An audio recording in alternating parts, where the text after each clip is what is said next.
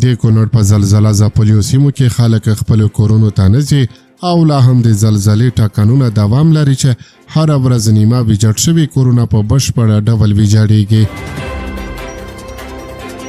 په کونړ ولایت کې یو شمېر زلزله ځپلي وایي چې ډېری کورونه وران شوي دي او د اوسېدو وړ نه دي. د دې ولایت د څوکۍ ولسوالۍ اوسېدونکی او زلزله ځپلی صابر الله صدیق وایي چې زلزلې په کلي کې ډېر کسان مړه کړي دي او ټپیان کړي دي او په خبره یې ډېری کورونه هم وران شوي دي او څاروي له منځه تللي دي.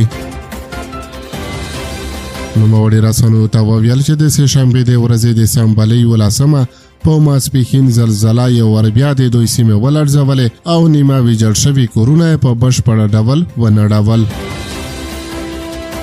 د زیاته کړه چې خلک له ډېرو ستونزو سره مخ دي او د بیړنیو خوراکي توکو، جامو او لومړنیو مرستو غوښتونکي دي. نوموړی په دې اړه زیاتوي ټول خلک چې له زلزلې وروسته ژوندي پاتې دي بهر ژوند کوي. کورونه دومره وران شوي دي چې نور د اوسېدو وړ نه دي. خلک پر هوارو ځایونو راټول شوي دي چې له غرونو د ډبرو د راپرېوتلو ویره پکې نه وي. نن ماسپښین بیا زلزله وشوه، لا غرونو ډېری ډبرې راولوېدې او هغه کورونه چې په تېره زلزله کې نیم زیانمن شوي وو په بشپړه ډول یې ویجاړ کړل. د څوکۍ ولسوالۍ د دیواګل درې اوسېدونکی او ښوونکی میرزا ګل هم وایي هغه له خپلې کورنۍ سره په ډاګ کې اړولي دي.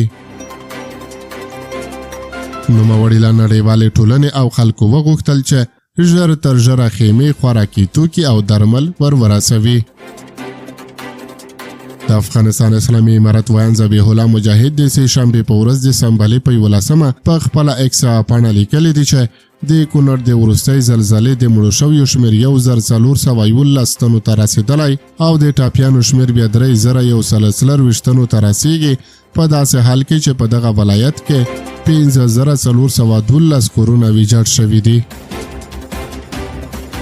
ښاغلي مجاهد زیاته کړې چې دا شمېر نورګل څوکۍ، چاپې درې، پیج درې و ټاپور او اسداباد ولسوالیو پورې اړه لري او د ژغورنې هڅې لا هم روانې دي.